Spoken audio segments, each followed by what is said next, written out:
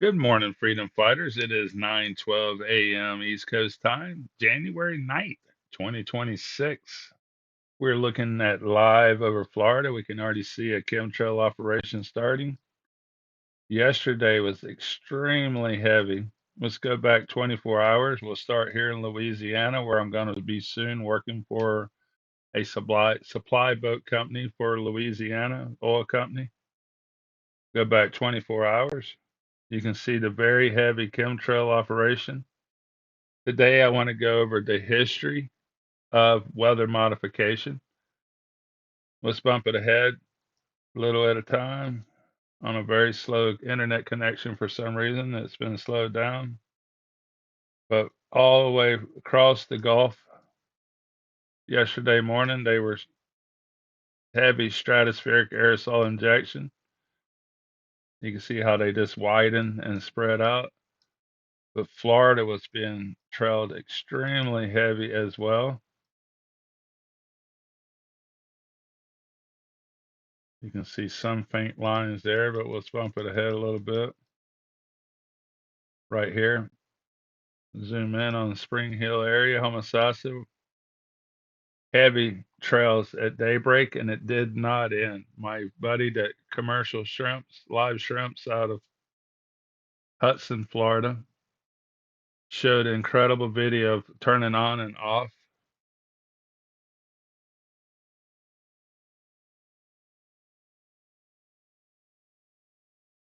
All day long, they sprayed us.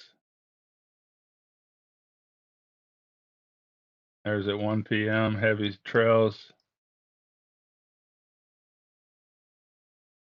But let's move on.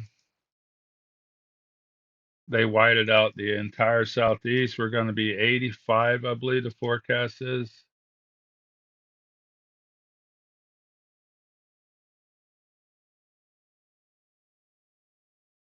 Unusual ripples across the nation.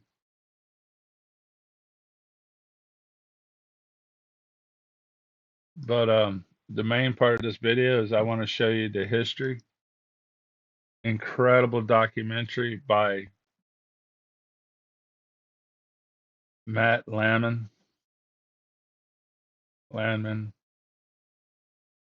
It's an hour and 21 minutes. I really want you to watch every minute of this. You'll be able to comment to each other the entire time. At the very end, it's one of the most powerful speeches I've ever seen given, either in Australia or New Zealand. I'm not sure, most likely Australia. That's two different areas. Very important history of weather modification.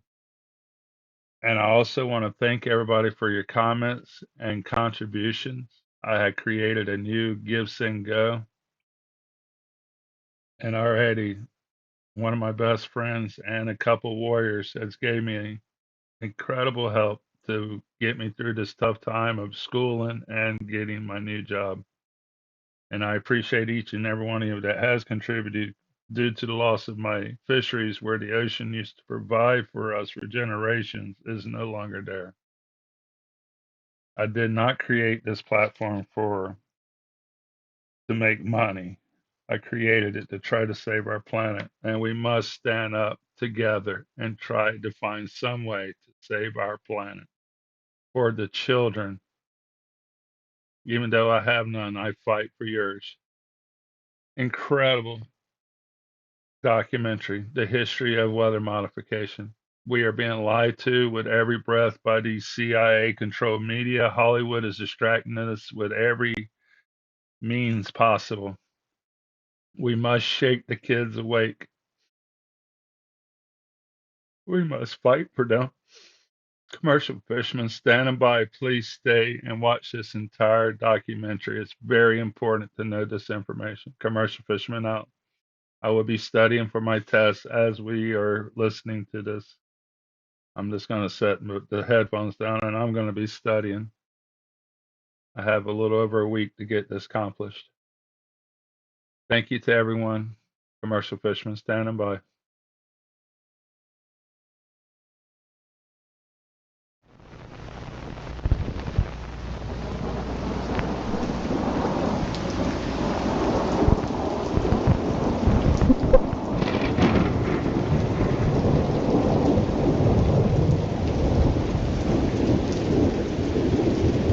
I've never seen a sky that colour.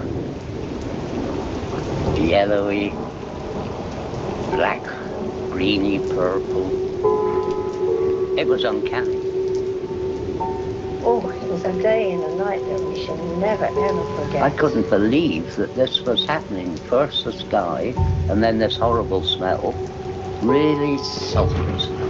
Thunder and lightning, and it was horrible.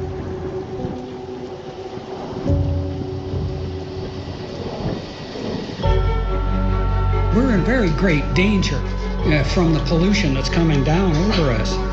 And we've been led astray by the military-industrial complex. Dangerous chemicals over us from Is the government experimenting with our weather? That's the question at the heart of a phenomenon called chemtrails, now getting widespread attention. Millions of tons of toxic poisons released by our planes during the Cold as part of War, the government United plot to States affect military climate conducted change. the government is up there in airplanes spraying all kinds of chemicals to change or manipulate the weather, leaving what you see there, and they call that a chemtrail. Geoengineering. They say it puts poison in the soil. Tests show high levels of these chemicals in our rain and soil. Using planes to spray chemicals into the atmosphere to manipulate or control rays.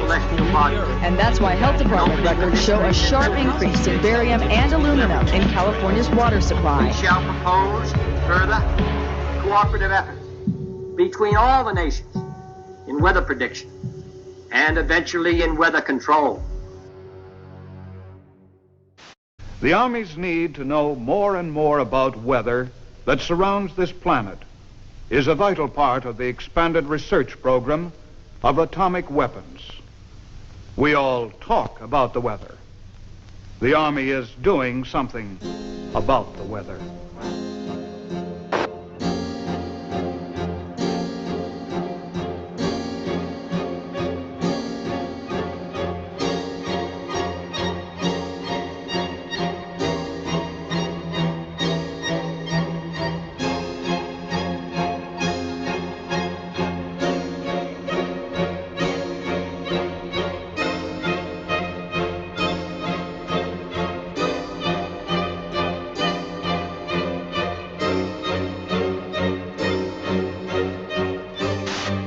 I would like to take you into the laboratory and show you a few of the experiments that led us to our outdoor experiments in converting clouds into snow. Using a home freezing unit such as this, we can form supercool clouds just like those in the natural atmosphere by taking a tiny piece of dry ice such as this and scratching it so a few tiny fragments fall into the supercool cloud. Long streaks develop. The particles grow very fast. They grow about 1 billion-fold in volume in a few seconds. Many millions of snow crystals form, and we get the same effect as is produced by dry ice. Dry ice is not particularly important as far as the fact that it's CO2. It is primarily important because it's colder than minus 35 degrees centigrade. This is a picture of the first cloud that we seeded back last November. Flying in a small Fairchild plane, and putting dry ice from a small dispenser in the bottom of the plane, and within minutes saw long streamers of snow falling from the base of the cloud and evaporating into the drier air below. Under many conditions, of course, full-fledged snowstorms will be produced in this way. Nature at last has permitted to do a little something about the weather. Using Schaefer-Langmuir techniques, the Army Signal Corps and Office of Naval Research began conducting many of these experiments. In 1947, Project Cirrus expanded to test cloud seeding on a hurricane traveling eastbound 350 miles off the coast of Jacksonville, Florida. They dropped 80 pounds of dry ice into the raging storm, only to realize that the hurricane suddenly changed direction and began traveling back towards the United States. Savannah, Georgia was hit by record-breaking winds of up to 85 miles per hour. More than 1,500 people were left homeless, and at least 2 people died. The total damage was reported in the millions of dollars, and the project and its participants were blamed for what happened.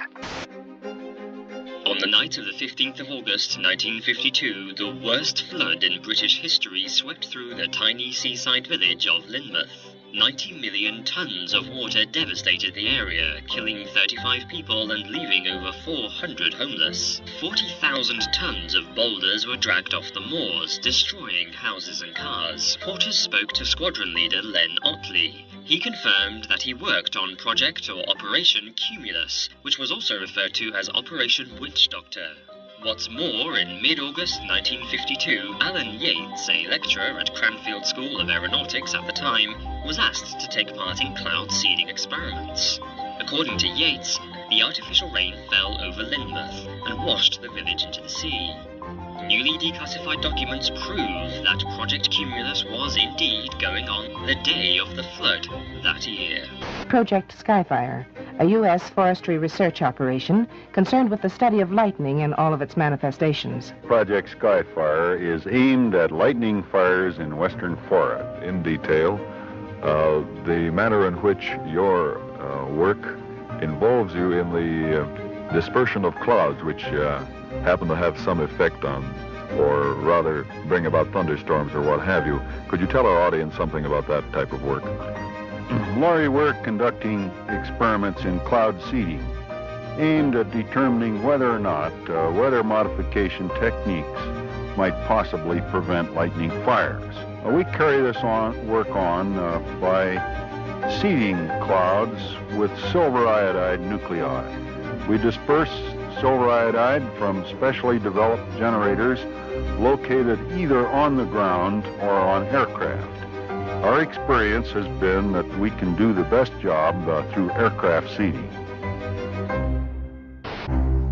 Again, man looks to his own efforts to increase the flow of water. Since the 1946 experiments of Dr. Vincent Schaefer, we have known that some clouds can be modified through seeding to yield additional precipitation. In 1961, Congress directed the Bureau of Reclamation to begin a long-range study of cloud seeding with the aim of eventually augmenting the nation's supply of water. The program, called Project Skywater, continues at many sites throughout the United States. Eventually, if the research program proves successful, the methods learned will become part of our nation's integrated water resources program. In 1962, during the Vietnam War, American forces responded with Operation Ranch Hand. Over the next 9 years, spraying an area about the size of Massachusetts with defoliants, the most notorious being Agent Orange. Large swaths of Vietnam were left barren. Enough food to feed 600,000 people for a year has been destroyed. Despite this sudden devastation, U.S. officials said the spraying created no lasting harm. Milton Ross, a Special Forces advisor near Pleiku, has a son born without the tips of his fingers. North Vietnam charged today that defoliants have produced many instances of miscarriages, congenital defects, and monstrosities among children. The Vietnamese government insisted the cause was Agent Orange. Although that war was long ago, there is lingering anger about the United States' use of a controversial defoliant spread by American aircraft on the jungles there. An epidemic of birth defects, brain damage, and rare cancers still affecting hundreds of thousands of Vietnamese today. According to environmental studies, high levels of dioxin could still be found in the soil in certain areas and had seeped into nearby lakes. Agent Orange was a safe product when it was used in the Vietnam War, and it's a safe product today. I got something to say. I want to know how come the fascist pigs have been seeding the clouds. Right. Last hour and a half, airplanes going over twice with all the smoke coming out of them seeding the clouds. And I want to know, why that stuff is going down, man. And why doesn't the media report that stuff to the people, man? I'm telling you what happened. The planes come over an hour and a half and they seeded all the clouds. It's the second time they did that. People of unknown origin were seeding the clouds over the I don't know what they hope to prove, man. Project Storm Fury assembles a team of highly trained scientists and technicians to fly into mature hurricanes. Scientists working on the project were convinced that they could reduce hurricane devastation using a process called cloud seeding by spraying the thunderclouds inside the hurricane with a chemical called silver iodide. This would become known as the Storm Fury hypothesis. The seeding planes fly across the eye and into these clouds, seeding the supercooled water droplets from the belt of maximum winds outwards. As the silver iodide turns the supercooled water into ice, the heat released during this process causes the seeded clouds to grow and develop into a new outer eye wall.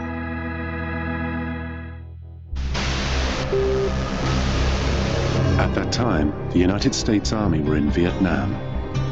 Pierre Saint-Amand was part of the team assembled in a top-secret cloud seeding operation known simply as Project Popeye. In May 1967, as monsoon clouds developed over the Ho Chi Minh Trail, Armand and his team put their new weapon to the test.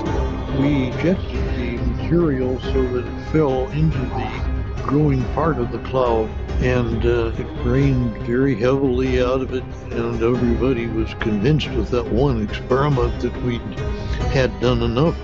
Project Popeye had opened the door to a new and dangerous type of warfare. Some said, if you control the weather, you can control the world. Military planners imagined loading the clouds with radiological, biological, or chemical agents and having them rain on demand. They could attack your enemy using the weather, but deny ever doing so. Allegations were made that cloud seeding had not only made jungle paths impassable, it had also killed thousands of innocent people. But this didn't stop governments from continuing to explore ways of modifying the weather, sometimes for highly questionable purposes. And that message calls for new frontiers, new visions. It calls for us taking the steps now that will make us no longer second in space and in science. It lays the predicate and the foundation for the development of a weather satellite that will permit man to determine the world's cloud layer and ultimately to control the weather, and he who controls the weather will control the world. It lays the steps that's necessary to provide a nuclear rocket that will produce benefits that are so unlimited that I couldn't tell you about them if I had all that. July 1976. Strange, unexplained blackouts in worldwide communications plague the globe and are covertly transmitting extremely low-frequency waves, otherwise known as ELF waves. It's called the Russian woodpecker because it was essentially that sort of clicking, pecking sound. In 1982, a report by Pentagon researcher L. Ponte alleges the Russian woodpecker signal is actually creating layers of artificial ionization in the upper atmosphere, which means it could have been bending the jet stream and altering global wind patterns. There's been a lot of research in military labs over what you can do with putting radio waves into the atmosphere. Some of the research indicates that one can move the jet stream around and thus induce weather conditions. It's no coincidence that the United States began building its own mysterious array of antennas. HAARP is the High Frequency Active Auroral Research Project, originally a joint effort of the Air Force and Navy in cooperation with a number of academic institutions. Of 180 antennas, approximately 72 feet tall, linked together to function as one giant steerable antenna. Steerable because it can aim millions of watts of ELF waves into one tiny patch of the atmosphere. HAARP is one of several ELF wave transmitters located all over the globe. Working in tandem, these transmitters alter the weather anywhere in the world, potentially changing the jet stream's course entirely. The intense energy being beamed into the sky by HAARP sends pulses of ELF waves into the ionosphere. The waves get reflected back down and pass through the Earth and ocean. But HAARP's startling potential doesn't end there. It's linked to a strange phenomena occurring in our skies. On clear days, you can often see long white lines being traced high in the sky. They are contrails of jet aircraft, actually long, slender clouds. Weathermen are finding them especially fascinating because a theory is being developed that those long white lines may be changing our weather for the better. Details from Roger O'Neill. The exhaust from jet engines, usually seen as long, thin trails of white clouds behind high-flying jet airplanes, may be a big reason why there are 30 fewer days of sunshine a year in the Midwest now than there were in 1900. The daily range between high and low temperatures has also narrowed. In the absence of natural clouds, Given the correct atmospheric conditions, jet aircraft in high frequency can almost completely cover the atmosphere with clouds. No one is trying to make clouds now using jet engines, but this study suggests that jet travel is inadvertently making our days more cloudy. And someday, weather researchers may be able to use jets on purpose to change our weather. Roger O'Neill, NBC News, Champaign, Illinois. And finally, a federal report today predicted possible catastrophic warming of the Earth by the 1990s with the strong climate change. Hurricane Gloria is moving on the East Coast tonight like a monster out of a science fiction film. 3,000 homes went underwater, and of those, almost 900 were destroyed. From 1987 through 1992, California experienced the most severe drought in the state's history. According to NOAA, an anomaly occurs in the jet stream. The winds appear to change direction, blowing east to west instead of west to east, indicating the jet stream coming into the west is suddenly much weaker than normal, causing a drought. By 1995, the jet stream returns to normal. Here there were huge problems with flooding, intersections and parking lots underwater, homes threatened, people trapped in the river that you see out here behind me, forcing those dramatic rescues. This U.S. Air Force report graphically outlines the military's desire to exploit and manipulate the weather for the purposes of war by the year 2025. According to one of the most harrowing lines in this report, quote, "Weather modification is a force multiplier with tremendous power that could be exploited across the full spectrum of war-fighting environments."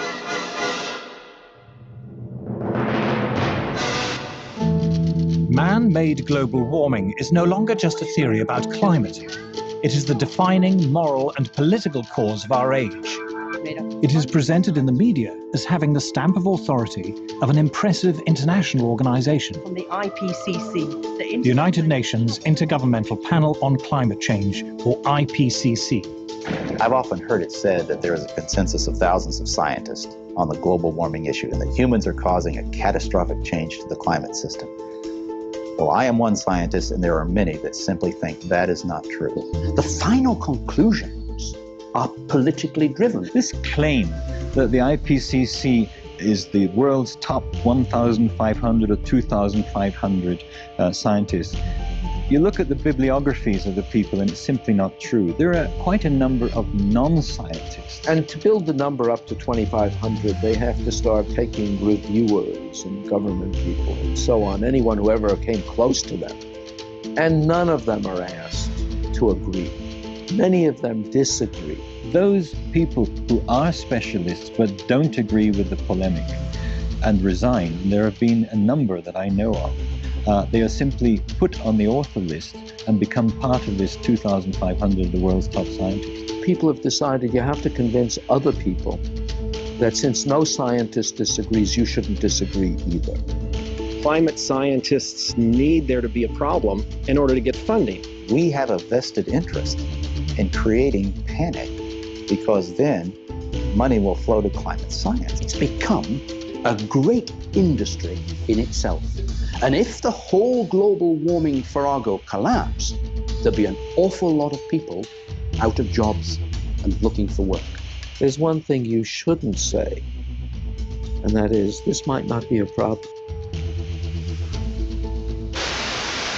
If you go to page 119 of the president's budget, he's anticipating generating $646 billion in new tax revenue from this bill.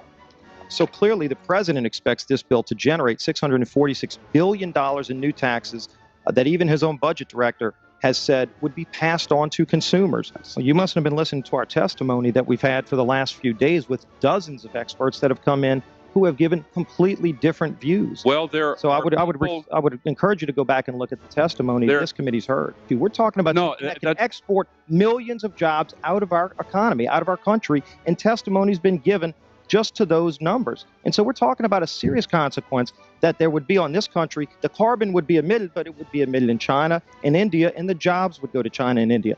Do you want to man-made global warming pollution causes global warming. It's my understanding that back in 1997, when you were vice president, Enron's CEO, Ken Lay, was involved in discussions with you at the White House about helping develop this type of policy, this trading scheme. And is that accurate? Is it inaccurate? It's been reported. I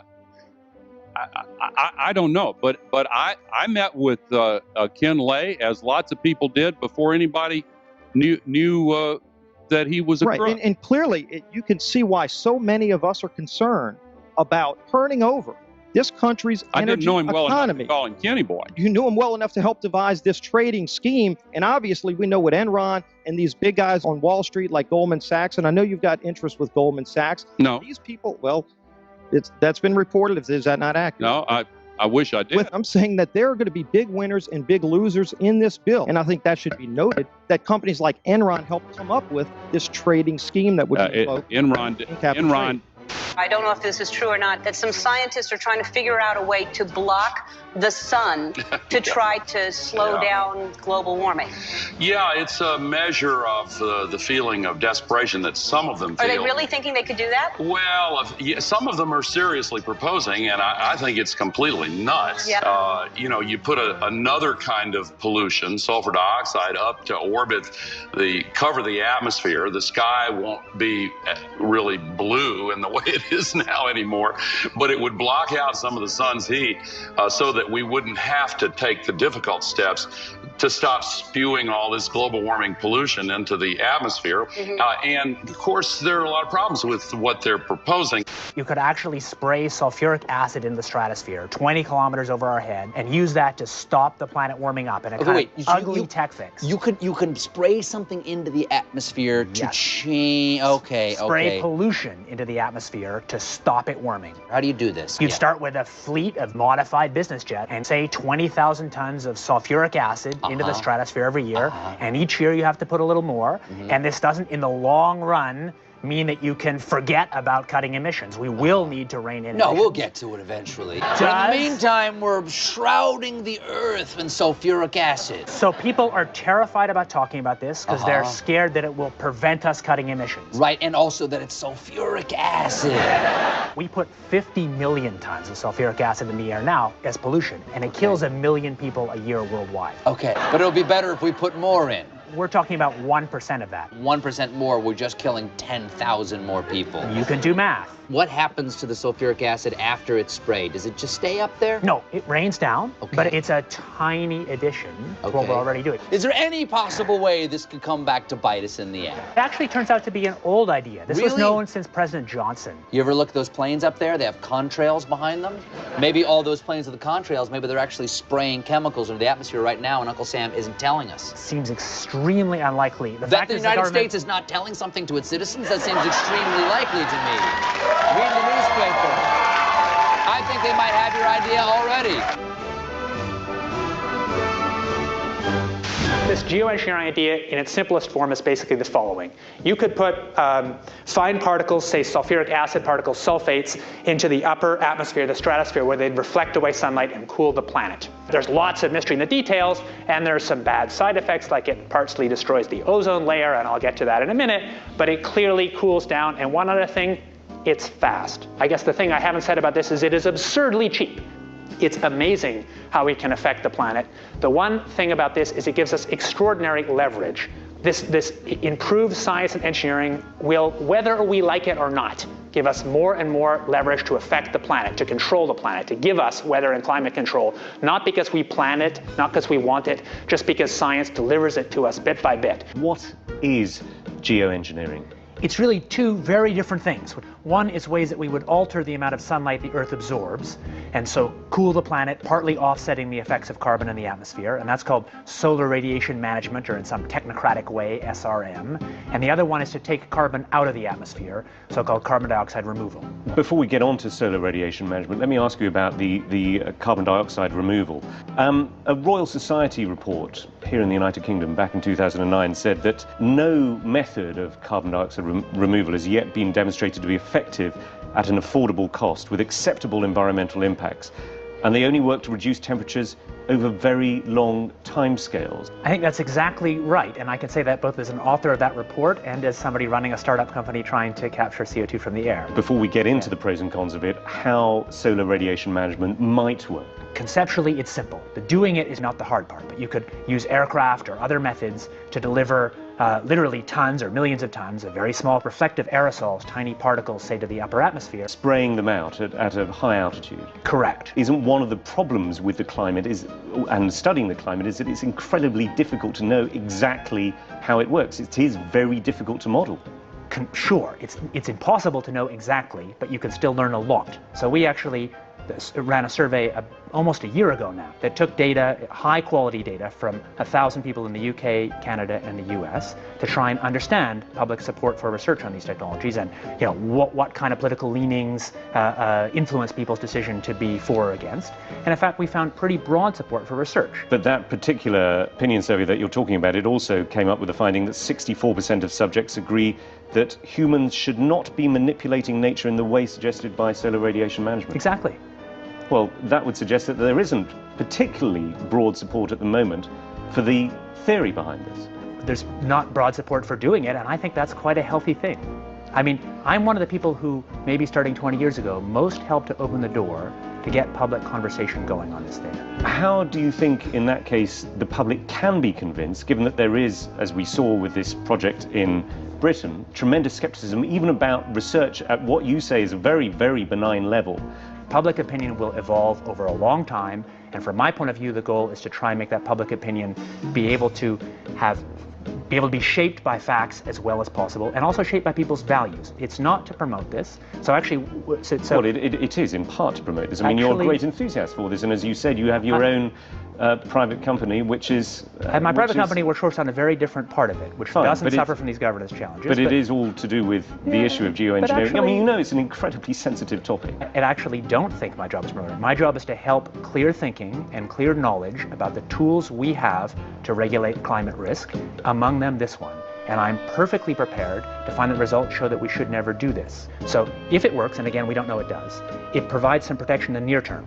Isn't there a problem, though, that you could end up with different effects in different parts of the world? I mean, you could, for example, find that although you're reducing the amount of sunlight and the amount, therefore, that the Earth is warming up, rainfall is affected in different ways in different parts of the world. Absolutely. Essentially, the scientists and technocrats, including myself, I guess, are helping to invent a thermostat knob.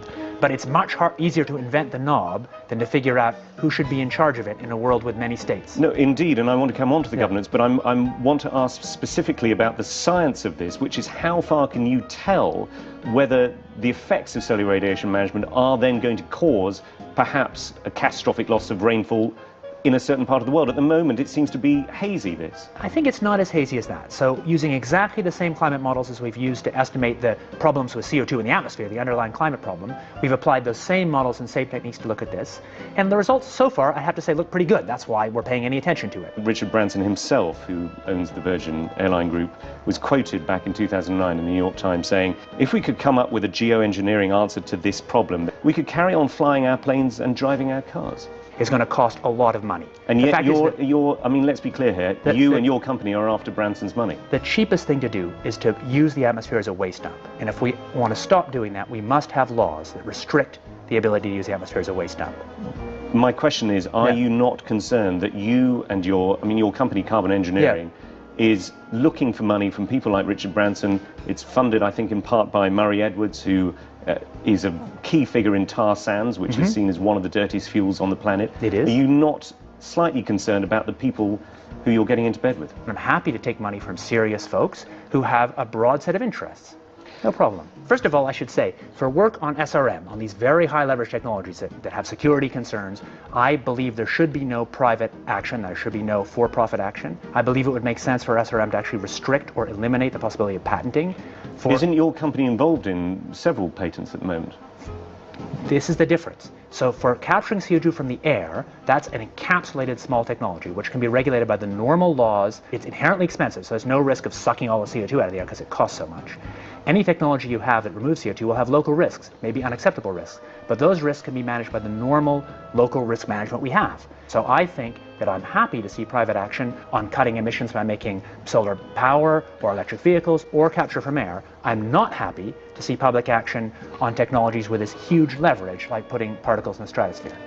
I'll tell you a little bit about some new work we've been doing, thinking about how you actually might put aerosols in the stratosphere. The novel method we've been thinking about, or it's not novel at all, it's actually exactly what happens from aircraft contrails, is that we put a condensable, a few megatons a year of sulfur would be enough to produce sort of 4 watts per square meter radiative forcing directly out of the back of an aircraft. There's a huge literature in the nanofabrication world about making fine particles from low vapor pressure gas, and there's nothing very hard in terms of aircraft engineering. If you go to aircraft engineers, and we've done this, they say that would be easy, we could do this if you want us to. We've mostly thought about sulfur, and there's a lot of good reasons to think about sulfur, because sulfur's what nature does, at least in this version of the model, is if you put sulfur in continuously, you actually get a remarkably ineffective result. Nevertheless, there might be some good reasons to think about alumina. The big deal really is that alumina has 4 times the volumetric rate as sulfur, but roughly 16 times less the coagulation rate. So you could get away, we think, with much smaller mass flux. The little picture is from a nanofabrication study, which shows you can make high-quality alumina particles just by spraying alumina vapor out, which oxidizes. So it certainly seems pretty cost-effective and easy to do this with aircraft that are not very different from conventional aircraft. High-class business jets like the Gulfstream have wing designs that are very efficient. So with slightly different engine choices, they can easily deliver large weights up to sort of 20 kilometers or a little higher. And you could do that by either building new versions of these aircraft or even re-engineering existing aircraft. We have engineering firms that can do it. So you go to an engineering firm and you want this done. They don't say this is hard or unusual. They say, okay, yes, we could do it. Once you realize you can make things by direct condensation from vapor, then all sorts of different compounds are possible. But it's much, much harder to actually figure out the environmental risks and effectiveness of these new methods than it is to cook them up. Aerosol geoengineering looks like it is so cheap that the cost is basically not going to be an issue. That means that implementation decisions will be risk-to-risk decisions. So the key factors are this is fast, it's cheap, and it's inherently imperfect. It cannot compensate for the amount of CO2 in the air. On a commercial basis, I do absolutely no proprietary commercial work on solar radiation management because I think such work would be wrong. Solar geoengineering refers to a set of technologies that could allow humanity to deliberately increase the planet's reflectivity, and so partially offsetting the temperature changes and other climate changes that come from the accumulation of carbon dioxide. Solar geoengineering can be very inexpensive. The cost might be something like $10 billion for the whole planet. That sounds like a lot of money each year, but in fact that's something like 1/10,000th of global GDP. This next story is so unbelievable, we didn't think it could possibly be true. But after receiving thousands of records and declassified reports from the Army, it's confirmed that during the Cold War, the United States military conducted secret tests on unsuspecting people in the city of St. Louis. Lisa Martino-Taylor's life work has been to uncover details of the Army's ultra-secret military experiments carried out in St. Louis and other cities during the 1950s and 60s. This study was secretive for a reason. They didn't have volunteers stepping up and saying, yeah, I'll breathe zinc cadmium sulfide with radioactive particles. These Army archive pictures show how the tests were done in Corpus Christi, Texas in the 1960s. In Texas, planes were used to drop the chemical, but in St. Louis, the Army placed chemical sprayers on buildings and station wagons. City officials were kept in the dark about the tests. The Cold War cover story was that the Army was testing smoke screens to protect cities from a Russian attack. Clearly, they went to great lengths to deceive people. By making hundreds of Freedom of Information Act requests, she uncovered once classified documents that confirmed the spraying of zinc cadmium sulfide.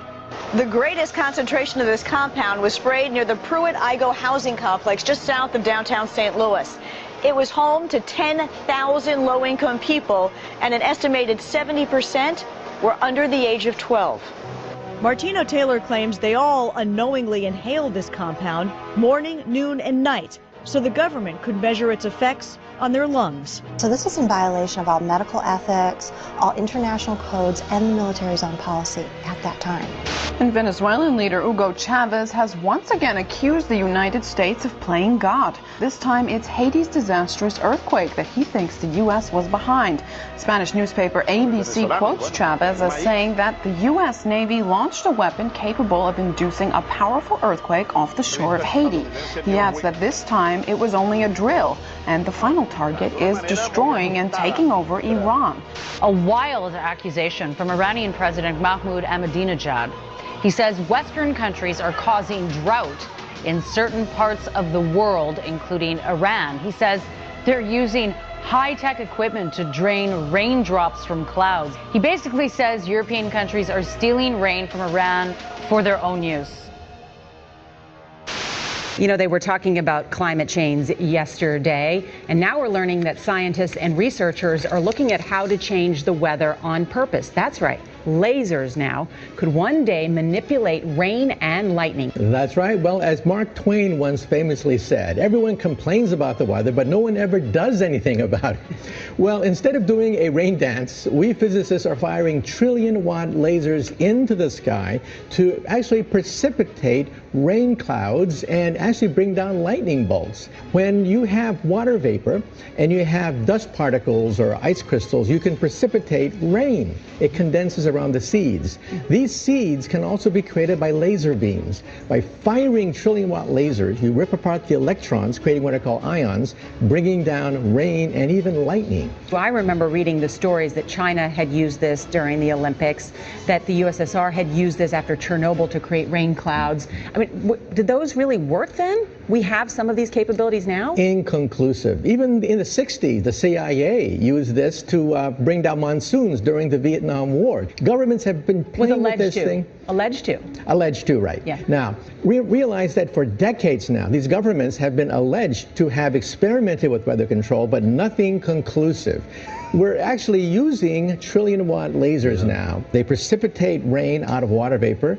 Sure enough, you can actually bring down electricity down the beam. The bad news is, if it's a clear blue sky, it's not going to do anything at all, because it only takes water vapor that's already in the air and condenses it. However, you name it, outdoor events and agriculture and flooding and even hurricanes, all of them could be subject to weather modification. Terrorists no longer the CIA's only priority. The U.S. intel agency now investing in weather? Well, they're looking into something called climate engineering or geoengineering, which is a way to manipulate the climate to mitigate the effects of global warming. And they think that maybe this might pose a national security threat in the form of exacerbating water shortages or causing more regional instability in places like Darfur or in India-Pakistan region, in the Kashmir region. So they want to find ways of mitigating climate change, and they're investigating, are there possible ways of doing that? Scientists have been researching this have been thinking about this for quite some time. There are two general ways of engineering the climate. One is called solar radiation management, which is putting particles into the atmosphere. So like if you think of a volcano explodes and it releases particles and that cools down the planet. So that's one way. You can put a balloon up in the atmosphere and spray particles. And then another way would be to possibly bring down carbon dioxide out of the atmosphere in a process called carbon capture and storage. They're basically funding research by the National Academy of Sciences. Okay, so the CIA is not trying to control the weather. We've tried that before and it doesn't really work, but they're trying to impact climate change. They want to have a lot of tools in the arsenal in case climate change is as bad as some scientists believe it is. They want to have a way of mitigating it. You told one of our producers at this point it's pretty doubtful this is a viable terror threat right now. I don't see I don't see the CIA. Yeah, I don't think that it's going to be an immediate threat. It's definitely something that's going to be a long-term, decades down the line sort of thing. Well, there you go. Another example is the array of technologies, often referred to collectively as geoengineering. One that has gained my personal attention is stratospheric aerosol injection, or SAI, a method of seeding the stratosphere with particles that can help reflect the sun's heat in much the same way that volcanic eruptions do. An SAI program could limit global temperature increases, reducing some risks associated with higher temperatures and providing the world economy additional time to transition from fossil fuels. This process is also relatively inexpensive. The National Research Council estimates that a fully deployed SAI program would cost about $10 billion yearly. Now, I could go on and on and on and on about the things that fascinate me, But rather than talk about them, I thought I'd stop here. Thank you, Senator. The Air Force has gotten great value out of HAARP in the past. We took over from the Navy and managed it and actually did a number of experiment campaigns up there and have finished our work that we're interested in doing up there. We've moving on to other ways of managing the ionosphere, which the HAARP was really designed to do, was to inject energy into the ionosphere, be able to actually control it. But that work has been completed. The Air Force has maintained the site for other government agencies to use for several years now. And with DARPA completing their project, that's our last government customer that we have in the site. We have put out a call for other agencies that had interest in managing the site or taking it over, and including going out to academia.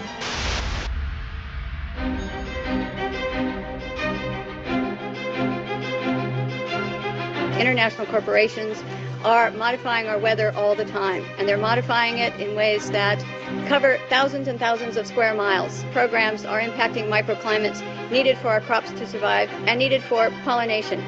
The other issue is that a lot of times we're talking about mitigation for climate change.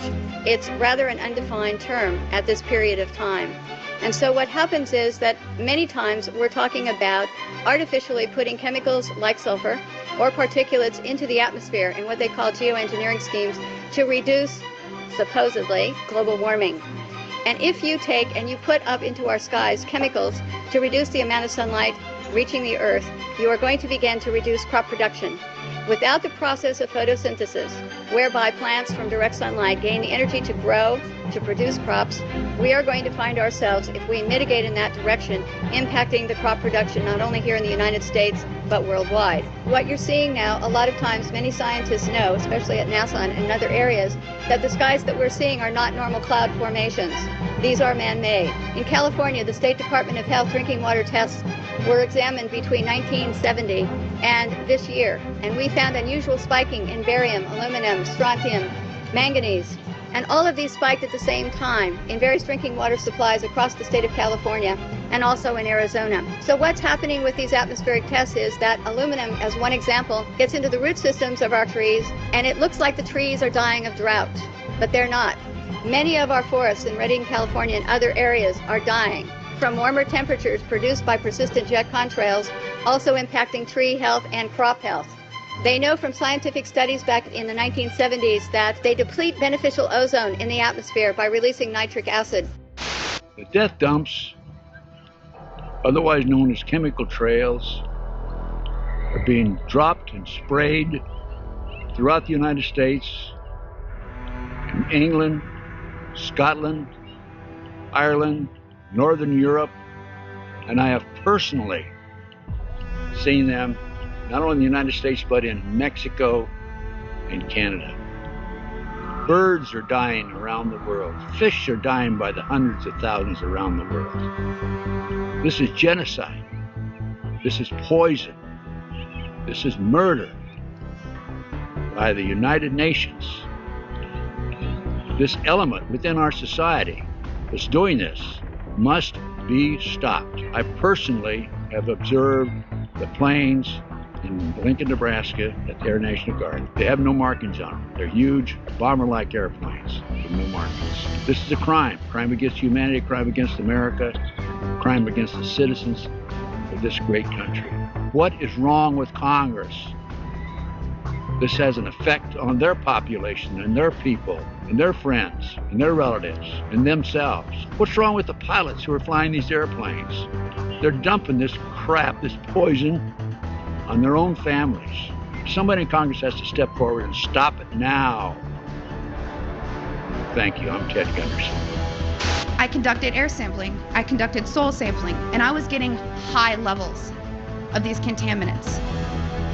When I started asking the question again under a new commander, I never in my life thought I would have somebody look me in the face and tell me, "Is there something wrong with you? You've been looking really depressed lately. You know I can put you under a mental evaluation for up to 120 days. Who would take care of your daughter?" Because I was divorced at the time. As soon as I heard that, I knew. It validated everything I ever thought And I thought, I've spent 9 years of my life trying to protect human health, and here we are violating law after law after law. Just sitting here, instead of protecting the people, we are poisoning the people. And you ask yourself, if this is true and we are spraying the people, where are the pilots? Where are the people? I don't know if you pay attention, but look at Snowden. Look at Manning. People don't come forward because these supposed Whistleblower Act protections that you have are not enforced, they're not supported, and they really don't exist. Geoengineering is occurring, it's been occurring, it is not new, and your tax dollars are funding this. So it is unethical every day for all the other people that are out there that work in preventive health, or even physicians that aren't speaking about this. They need to. The biggest hurdle that we have is disinformation sites.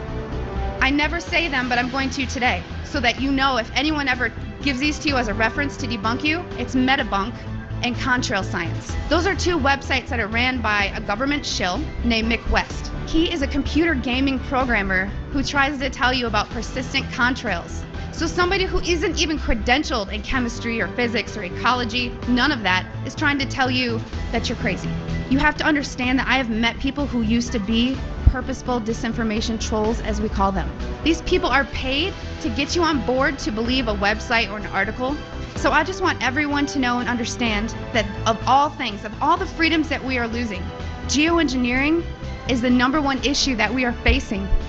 Because you can have guns and money and you can have everything. If you don't have food and water and you are dying of respiratory or neurological illnesses, what does it matter? So you've heard about vaccines and you'll hear, about smart meters and you'll hear about other issues. These are all systemic effects. We are getting overexposed to toxins. People will tell you fluoride's in the water, but it's not a lot. It is a lot because you're getting it everywhere in your food, water that you drink, and you're getting it in your vaccines. Our bodies cannot metabolize these toxins.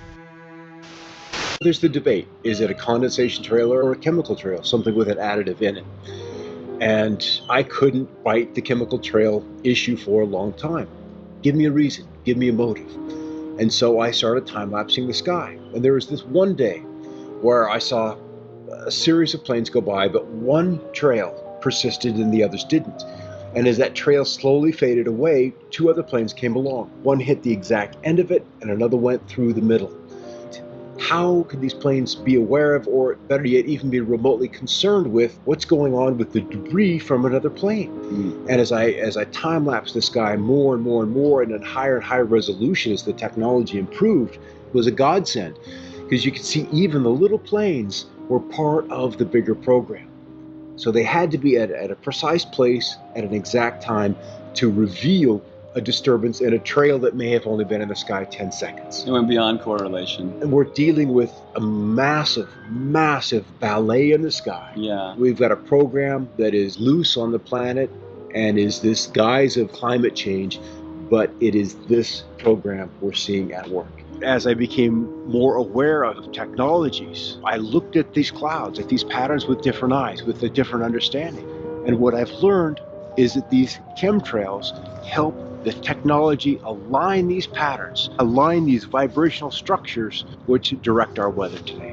When I found out about this first, I couldn't believe that I had never seen it before, because I'm from County Wexford, which is known as the sunny southeast in Ireland, and we have always boasted the highest sunshine hours in the country, and we are also underneath one of the busiest air corridors in the world. When I started to find out about chemtrails, I started to look up and I realized that, yeah, these trails do linger all day, and they go horizon to horizon, and you look to your old photographs and you don't see these kind of trails. So I suppose when the penny dropped was when I saw what in the world are they spraying.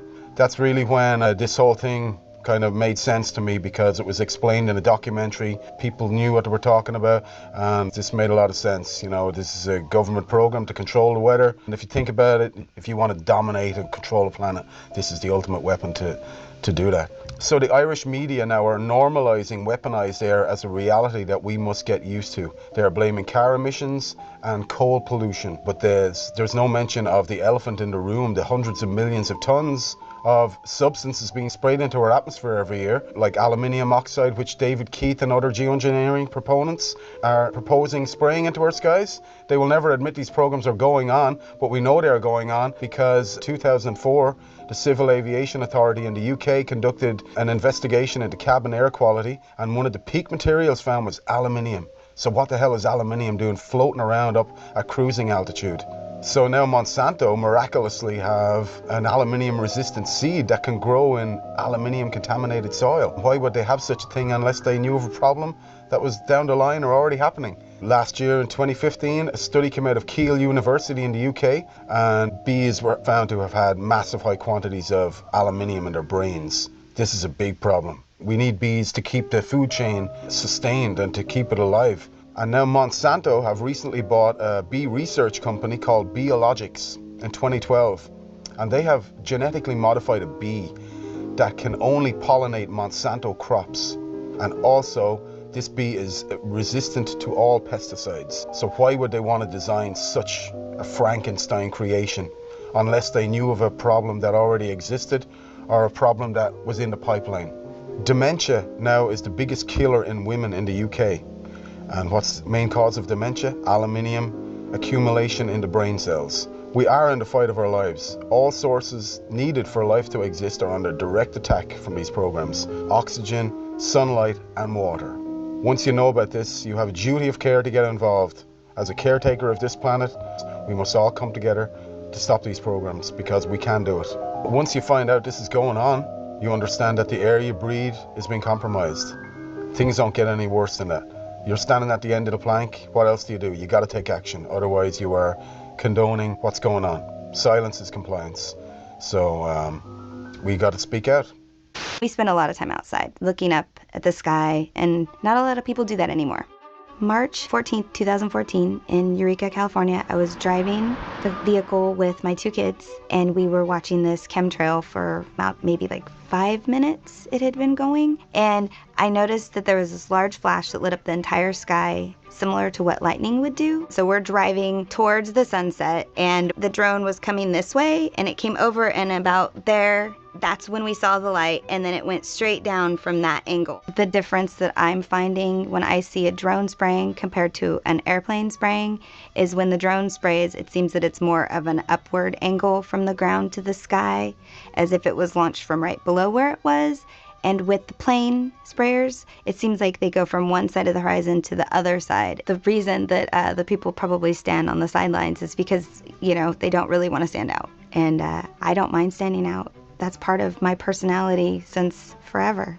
So, you know, everybody's in their car looking down, watching the news. I'm outside, looking up. I've become aware, and it seems to me like more people need to be aware or should want to be aware. My name's Jack Falsrock, and I'm Madra Maui. I grew up on the east side of Mount Shasta. We went out and hunted and gathered all of our food all the time.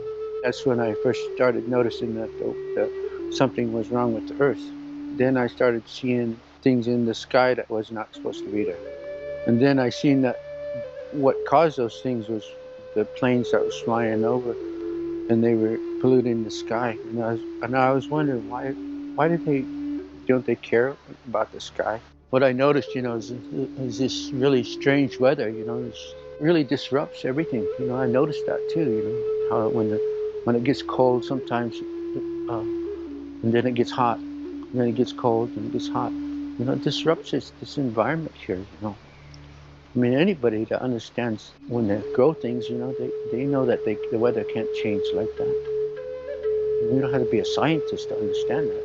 And when you disrupt that, when you keep putting these clouds in between the Earth and the Moon, you're going to disrupt the whole world. You're going to disrupt man, you're going to disrupt all these animals. You know, that's why it's not good to change the weather. The weather's how it's supposed to be. It's like what they're spraying over there with the mosquitoes. They say those things so they can scare people, so they can continue doing that. And that's all they do is scare these people so they can, oh, we gotta do this, we gotta do this. And there's nothing to be afraid of in here. Everything was created beautiful. Are you not happy? You know, go some other earth. Go over there. You know, get on your plane and go somewhere else. You know, they stop spraying the chemicals. we can heal. We will heal ourselves just like the earth will heal. If they stop the chemicals before it's too late. And people really begin to understand, really understand. I know that people accept the sky the way it is now because they're so used to it. And it's really sad. We should stop using all the chemicals that we use and trying to control the things that we shouldn't even control. Quit using the chemicals. Quit using the chemicals in the sky. You're going to wake up one morning and you can't breathe, then what are you going to do? We have freedom of information in both British Columbia and Canada. So I first inquired from the province because I was relatively close to the people there, so I thought I could probably find out more from it than I might from Canada. However, I did get a quick response from the province saying basically they knew nothing about it and they couldn't help me. It took a long time for me to get a response from the federal government. I requested the information through the Freedom of Information legislation in about 2013, I think it was. And it was 2014 in March when I finally got a response. I got 47 pages, of which 10 were blanked out completely, and 6 or 8 had comments, this information cannot be provided for you under section whatever of the Freedom of Information Act. So I didn't get all the information. There's a lot out there that they haven't told us. But they told me enough that it basically confirmed for me and for all of those that the report was provided to that yes, it was happening. And I think there needs to be more an awareness among the people. The more we talk about chemtrails, what's happening, we're being rained upon with aluminum, barium, strontium, all of that, and the effects, of course, we're feeling here as well. It's recognizing the report from the federal government of Canada that this will affect geoengineering, as they call it, chemtrails, solar radiation, whatever you want to call it, will affect climate. It's reflecting back the sunlight, but it also recommends or recognizes in the report that it's going to have different effects in different places. The moment governments admit that this is happening because of what it is they're doing, there's a liability, there's a responsibility, and that for them is a problem. So as long as the people are relatively quiet and they're more interested in a football game, a baseball game, or whatever it is today, as I said earlier, create an awareness. And I point to the sky every time I see the chemtrails, and whomever with me will know that those are chemtrails. If I'm not doing it, my wife will certainly do it. Lillian points it out every time to everyone, and that needs to happen. I guess for the most part, the populace still thinks that governments can't do that to us. It's impossible that it's happening. Mm-hmm. If the government came out, or the bureaucracy or whatever came out and said, we're very involved in genetically modified foods, or we're creating chemtrails, which means that you're being rained upon with aluminum or whatever, that would probably not go over too well. That would be politically very unpopular. You would have an outcry, you would have a protest, you would have a mini revolution. So they're going to try and keep it down as much as possible. You're not going to see a whole lot of politicians or bureaucrats jumping on it. The pressure is going to have to continue on. There's got to be a lot of it. It obviously, the result will be enormous public awareness. Once aware, they're going to fight it. They're going to be on our side. We're going to be together on the issue. That's important. I first got into chemtrails when I had some solar panels fitted onto my roof, and I noticed on the days that the sun was out, it was great, 4 kilowatts, happy days. And then I noticed some days it got down to 1 or 2 kilowatts when actually the weather forecast sun. I'd never taken much interest in the weather until I was earning money out of it. And then when you find out you've earned only a fifth of what you should have earned according to the weather forecast, then something wasn't quite right. And I'd never heard the word before, chemtrails. And then when I went and looked it up on YouTube, I couldn't believe that somebody would actually spray the sky with limes deliberately. And yet, as the weeks went by, I found out absolutely it's true and they were doing it. And it was costing me money. There's other subjects that have come along in the meantime when I thought is there anything that could be done to stop this? And having found other subjects, people like Wilhelm Reich's name was coming up, and even later Tesla. Wilhelm Reich, very, very clever person in as much that he realised there's an energy in life that's very, very powerful and important and is related to good health.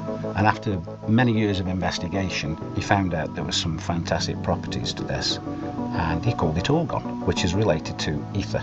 Other people came along, people like Trevor Constable, who looked at generating and changing the weather with certain pieces of equipment. And this isn't the use of chemicals, this is actually the use of equipment which reacts with ether, and it's perfectly 100% natural. Wilhelm Reich actually found out there was amazing cures with ether, and one of them was cancer. He actually cured the people that the hospitals discarded and put them on the scrap heap basically and says, we can't cure you. And Wilhelm Reich virtually cured every single one of them. He understood what ether was about. And how he found out about the cancer is that when you change the frequencies of DNA, the DNA loses all its instructions. And that means that the DNA grows distorted and it can't grow the way that it should grow. In other words, if it's part of your skin or it's supposed to be part of your kidney, it grows into a deformed piece of the body that shouldn't even be there. But by correcting the frequency, the DNA goes back to grow how it should do. And that's one of the amazing things he was working on. Tesla proved beyond any shadow of a doubt that he can actually tap into the energy which is already there. And what I mean by that is when you have two opposing potentials, you can tap in the difference between the two potentials, and that's your energy that you're actually creating. Now, Tesla said something that I thought was very interesting. I only found this out recently. He talked about ether, and he made this statement that ether controls magnetism, electricity, and all energy. Now, to actually come out and say that, he must have had some basis as to why. We know that Tesla based all his works on facts and many, many experiments. And of course, we use many of Tesla's technology today, both in electricity, magnetism, etc.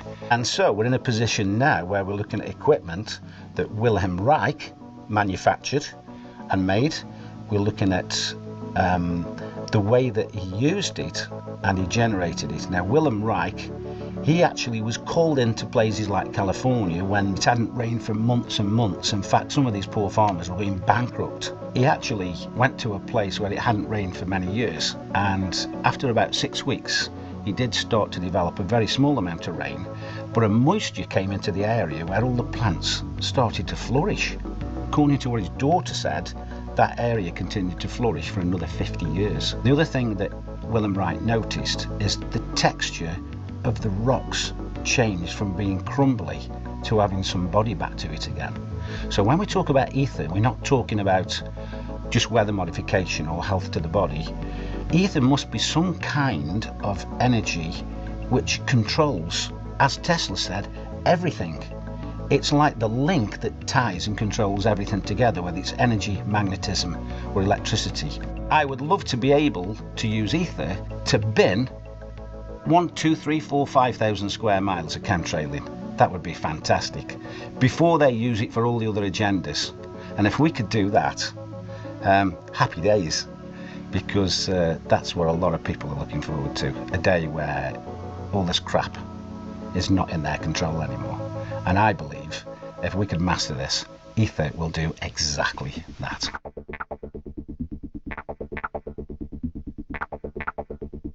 Tonight we're going to talk about this. We're going to talk about the sickness behavior. We're going to talk about why people are having these problems. We're going to talk about how the trails are affecting us, because they are now. There's no doubt.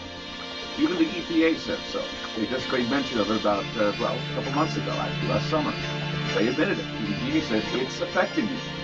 888-673-3700. That's 888-673-3700. I'm Craig Lewis. You're listening to Ground Zero, and we'll be back. In the United Kingdom, they just published their mortality statistics for 2016.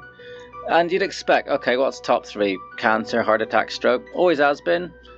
Number 1, dementia. Number 1. Which of course includes Alzheimer's, which is caused by aluminum. They found carbon nanotubes in Parisian lungs, In Turin, half of the children had severe DNA damage from nanoparticulates. And there's a study that came out recently showing how nanoparticles interfere with the nuts and bolts of the internal workings of your cells and cause rheumatoid arthritis, which is just one of the very many autoimmune diseases we're all coming down with. We don't need any more evidence. We need to get this out into the public consciousness and say, oh, hell no. I wanted to let you know that there was a study that was released back in the summer of 2016, the Environmental Protection Agency. They declared that emissions from jet engines endanger the health of human beings and the environment. They pointed out they were investigating the possibility that lingering contrails, this is what they called them, lingering contrails contribute to dangerous heat waves, more powerful storms, lengthening of fire seasons, and other dangerous consequences. Well, there's a new study about air pollution that's revealing that, once again, the particulate, the aluminum and barium that we talk about in the trails, is creating dementia. For older women, breathing air that is heavily polluted by metals and other sources of fine particulates nearly doubles the likelihood of developing dementia, and the cognitive effects of air pollution are dramatically more pronounced in women who carry a genetic variant known as APOE, that's APOE-E4, which puts them at higher risk for developing Alzheimer's disease. There are so many things going on, and it's because these nanoparticles are disrupting the workings of our cells. Our bodies attack ourselves, and it goes nuts. But just concentrating on what's being sprayed is only half the story. The electromagnetic aspect of this is devastating. The Russians were using the woodpecker program back in the 80s. They could change it right here. Yeah, because it's very long wavelength. It travels a very long distance. And it's such simple technology. Our body's resonant frequency is 5 hertz. All you have to do is just point that at someone, and it's, yeah, if you pick someone up and shake them at 5 times a second, they'll fall apart. There's so much research on the cognitive, physiological, and other effects of electromagnetic radiation on our bodies and our minds. And, put a burrito in the microwave, it does something. You'll often find you just be going about along with your day, and then suddenly, bam, you're extremely tired, you just have to sleep. And you'll find a lot of people at the same time will have those things. You'll have people getting similar muscle spasms in different parts of the body all over the place. I mean, it's full spectrum warfare. I mean, the electromagnetic, the spraying, all these sort of things. In Scotland last year, between 2014 and 2015, the death rate from respiratory failure went up 14% in 1 year. That's statistically significant. I mean, why aren't they asking, why, is this massive jump? Italy's death rate overall went up 11%. This is carnage. So when you're looking at the spraying, it could be private contractors doing it, sure. Weather modification, it could be a number of things that they're doing. Geoengineering, of course, Matt, he was the one that introduced me to the idea of geoengineering being used and doing the studies of geoengineering. That's what we talked about last time you were on the program. Well, you heard that now the bees are an endangered species. Exactly. I was reading about that the other day, that they now have made them an endangered species, and that's frightening. Because before we had what did they call that, hive colony collapse disorder. Yeah, colony collapse disorder. They said the colony collapse disorder could be because of Roundup, Monsanto, you name off all these things. But think about this: the bees are dying of the same type of problems that we're having, and that is dehydration, not getting enough water, not having enough water in our bodies, having diseases that are creating this sick behavior that we're having, and the bees get it too. Even people who have good night's sleep are not feeling it. They wake up tired, they wake up dragging, and so what else could it be but something environmental, something toxic that we're being exposed to? It's got to be above government because it's global. Right. They're doing it all over the world. Yeah. China, Russia, everywhere. And then that's the thing. If we don't know who, then we don't know all of the answers for them, and they can't make a solid opinion. One of my biggest frustrations is the line, they wouldn't do that to us. I've heard that too. Why would they do that to us? Because they have families too. And I tell them, well, I have a genetic disorder that makes me prone to cancer. And why?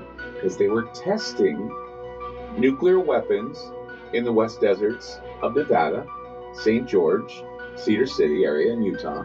My family was subjected to that radiation, which caused some DNA problems, and it got passed down to me. And your son. Yeah, and my son. They did that because they felt that was more important than the lives of people. Spend a few bucks, get your rainwater analysis, you can get your hair analyzed. And I have footage of these sprayers, and they show up on flight radar. I don't know any airline that does not spray. They aren't told, oh, by the way, turn this switch when you get to a certain point. It's all done centrally. There's plenty of patents where the substance actually gets injected into the exhaust. I mean, there's a US Navy patent called the powder contrail generator. There's so much freaking evidence. It's insane. Technocracy, this is a crackpot idea dreamed up in the 1930s. They wanted to replace the economic system with an energy-based thing. But like if you have a gold-based economy, you know how much a loaf of bread is worth and compared to the amount of gold there is. But with energy, you have to know how much energy is being stored, transferred, whatever, at all times. Hence, smart meters, smart every freaking thing. Reject it. The official line on this whole thing is, oh, we're all going to die from global warming, and we might just have to spray sulfates into the sky to reduce global warming. David Keith, Ken Calder, and Alan Roebuck are the three main guys who go out to do this stuff. They'll only talk about sulfates, but their own papers say, actually, sulfates don't work. They stick together, they fall out of the sky. Instead, you got to use nanoparticulate aluminum, barium, strontium, magnetite, and so on. And this character, David's research, according to US Code 50, section 1520A, I think, it's legal to spray chemical and biological warfare on a civilian population as long as you call it research. So it's banned as warfare, but you can do it in your own populations. So I think all the spraying is generally done by people's own militaries. What they're doing is they're establishing a geoengineering governance regime. It's a self-proclaimed regime. They asked for papers to identify things like, should we even involve the UN? Should we take into consideration human health impacts? What role will public perception and opinion play while we establish this solar geoengineering governance regime? Self-titled regime. So Patrick and I, we independently submitted papers. I hired a PhD. My paper delved into the human rights aspect, that we have the right to environmental decision-making participation. Both of our papers were, of course, rejected. It is their plan to do full-scale deployment. They claim that all of the research that we've been seeing, these grid patterns, are research. They're admitting to it. The chemtrails, the geoengineering, the solar radiation management. Okay, and now you can even look up the Solar Radiation Management Governance Initiative, SRMGI. Okay, it's an initiative to govern their solar radiation management, which is chemtrails, which is geoengineering. So these people are meeting, 24 scientists behind closed doors, to develop the plan for the regime to take hold to go full-scale deployment. Some days don't have chemtrails, right? Some days are clear. And really, the more clear days you get in a row, the more likelihood it is that you're going to get a grid pattern coming up. But this irregular pattern of appearance where you not only have no lines in the sky, but you also don't have the air traffic, okay? Listeners, feel free to look up at your sky, look at that air traffic, see those days where there's nothing going on. And this irregularity in the appearance it's the clue, it's the first clue for the newbies. Chemtrails are also called solar geoengineering. It's also called solar radiation management. It's also called stratospheric aerosol injections. Okay, and what they like to do is they like to confuse us with the terminology. It's all one thing, right? It's all chemtrails, it's all geoengineering, it's all solar radiation management, stratospheric aerosol injections, whatever word you want to give it, it's all treason. It's very, very obvious that chemtrail does not behave like an actual cloud formation. It forms out and fades into a milky haze. All right? Irregular pattern of appearance, the number of trails seen simultaneously at a given time. When you're sitting out there and it's a normal day and then all of a sudden a dozen planes show up and grid the sky, whereas you've seen 3 planes all day, something is going on there. That's it. It's that simple. How come all of a sudden all the planes show up at once and zigzag the sky? We got broken trails, all right? Things are going on where they're mixing chemicals in the sky. They're using the atmosphere as a laboratory. That is a quote from NASA. Using the atmosphere as a laboratory. Okay, the exhaust is often coming where the engines are not. Okay, this wakes the people up. In 1983, we had 50 companies, right? 90% of the media. 1983, 50 companies encapsulated the 90% of the media. Now it's been consolidated down to 6 companies. Those 6 companies are owned by just a couple families. Everything is controlled. They hand a script to the entire nation. And your local broadcaster is reading something that was planned to build your mental construct to control the way you think about everything. A child's happiness is priceless, especially on a birthday. A child's happiness is priceless, especially on a birthday. A child's happiness is priceless, especially on a birthday. A child's happiness is priceless, especially on a birthday. Well, child's happiness is priceless, right? Especially on a birthday. A child's happiness is priceless, especially on a birthday. A child's happiness is priceless, especially on a birthday. A child's happiness is priceless, especially on their birthday. Civil society actors that, quote, manifest the will of the public. They call these astroturf because almost everything has been co-opted. They contemplated how they were going to convince us that we need solar geoengineering to block out the sun. They say society is lousy at strategy, but we are not. A few suggested that to shift the conversation in productive ways, geoengineering will be characterized publicly as a terrible choice. We'll start the conversation by introducing them this problem, and we'll tell them that it's a horrible idea. Problem, reaction, solution. So here they come out immediately. Geoengineering, a horrible idea. Geoengineering climate fixes could harm billions. During this short time frame, Forbes magazine, Washington Post, chemtrails are not real, showing a picture of chemtrails. So if you're new to this, you're being educated by your trusted news sources, okay? And they're telling you there's nothing to see up there, don't worry. But wait in 6 months, they're gonna tell you they've got a cure for global warming, and it's identical to what they have proven to you does not exist. Geoengineers to spray sun-reflecting chemicals from a balloon. They think that we're so dumb that we see the lines coming out of the planes, we see these rare halos going around the sun, and then all they have to say in the newspaper is, well, we're gonna use balloons, don't worry. Geoengineering gets green light from federal scientists, 2017. March 25th, we've got new clouds for you, 12 of them. 12 new clouds? And how does this correspond to this entire agenda push? And the name for these vapor trails, Homo mutatus, which literally means man-made.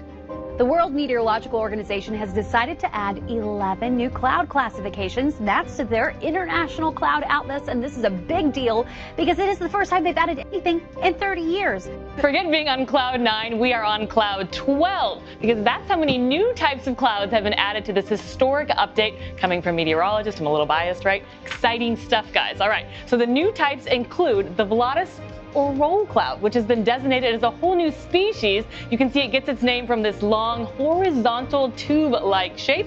Next one up, we have the cavum, or the hole punch cloud. This big circular gap is sometimes caused by aircraft taking off and landing. Very easy to see, right? Makes sense there. And we also have the spiritus. These are gorgeous. It's actually my favorite. It's kind of looking like it waves while you're underwater. I mean, these are actually beautiful. I mean, check these out.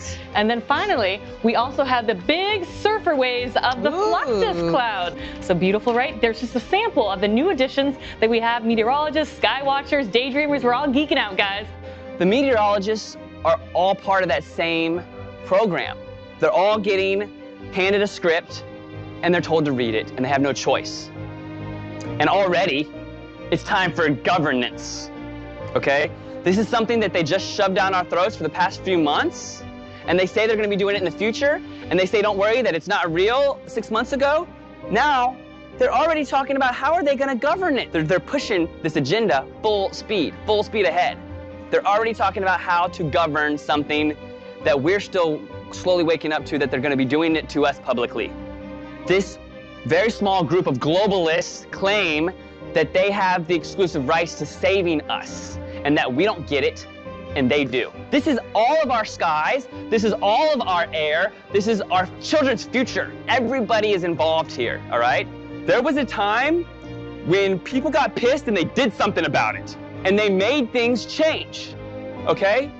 They know that they can program you through social media, okay? And we can't let that happen. It's up to us to carry this information forward. It's up to us to be the change.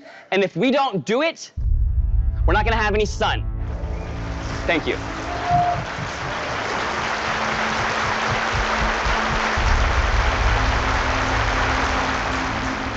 For in the final analysis, our most basic common link is that we all inhabit this small planet. We all breathe the same air. We all cherish our children's futures, and we are all mortal. geoengineering, chemtrails, forced vaccinations, population control, weather modification, war games. We have not given consent. You cannot spray the atmosphere with toxic chemicals and expect no ramifications. These chemicals go into our food, our air, and our water supply. Ill effects of these have been recorded as headaches, flus, breathing problems, skin problems, and my major concern is Alzheimer's disease. Aluminium causes nerve damage. Fluoride in the water works with aluminium in the air to cross into our brains. At this moment, about 24,700 young people around the age of 30 and above have Alzheimer's. In the next 10 years, 400,000 people in Australia will have dementia. It is now the third leading cause of death in Australia. About 10 years ago, I did a degree in environmental management. It's concerning to me that in that short time, we were brainwashed to believe in population control, that our Earth could not sustain itself if we didn't intervene. The Earth has enough resources for everyone. We need to change our thinking, but also change our actions. If you have never heard of these terms before, then please start looking at the sky and make your own decisions. It's not like they can hide the spraying.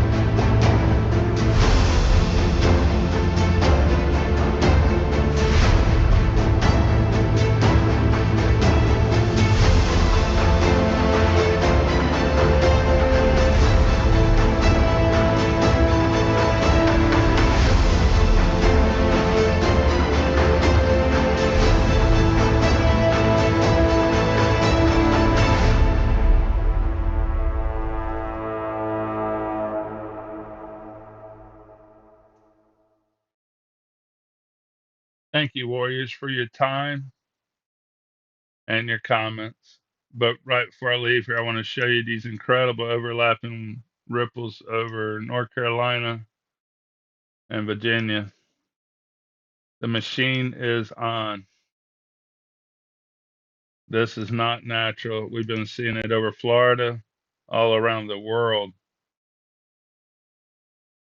It is a machine waves. You can see it at daybreak here. It's very distinct. Thank you for everybody. Truly incredible video from Matt and his help. I'm sure he had a lot of help on that, a lot of information, the history of weather modification. We are being lied to with every breath by these controllers that controls our media and our written history. These cell phone towers we see today, that's in tremendous, has nothing to do with cell phone reception. But like I said, thank you for everybody's time, comments, and contributions. Commercial fishermen standing by. My schooling is going quite well. I was discouraged for a little bit, but the knowledge is being absorbed. Our planet is most definitely not flat, as you will learn if you start navigating the planet. I do not live in a box. I live on our Earth. I am not controlled by the media or the Hollywood hypnosis. Please go outside and watch the sunrise, sunset, and the beautiful stars at night when you have clear nights. Try to find a desert, dark situation and look at the Milky Way. One year, the power went out in Los Angeles or San Diego, I'm not sure which, and they started calling 911 because they've never seen the Milky Way. They didn't know what they were looking at. Like I said, we are lied to in every aspect. Divide and rule is the name of the game. Create arguments amongst ourselves so we no longer fight the ones controlling us. Commercial fishermen standing by. Y'all have a great morning, great evening, great night, whatever time zone you happen to be on. Commercial fishermen out.